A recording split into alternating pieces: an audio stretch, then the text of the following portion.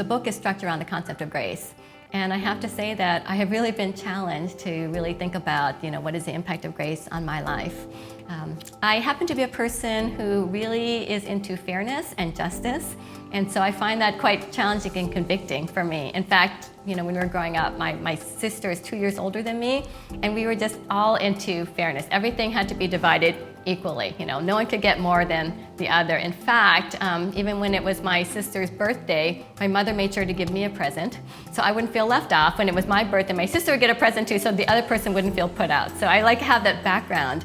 And I guess, as what often happens when you write books, you think you're writing them for other people, but ultimately you're writing them for yourself. And so as I was working on the book and continue to think about this, it really has kind of challenged me in terms of am I allowing the message of grace and the parables really to challenge me? And one of the things that really has come out to me in terms of working on the book is that grace must be received.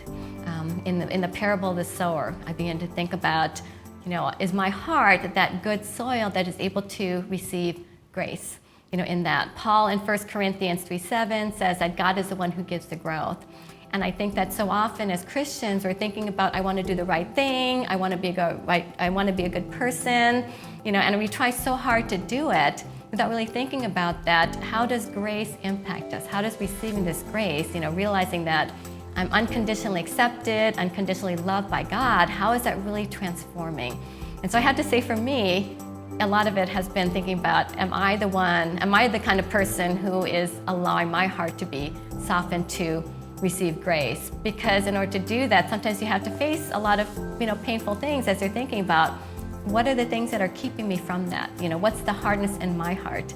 What's the pride that is there? But what some of the things I can let go of so I can really receive that grace. But I think it is that transforming grace. And so just to be more like the younger brother in the prodigal son rather than the elder brother. How can I be humble enough to really receive that grace and let myself be transformed?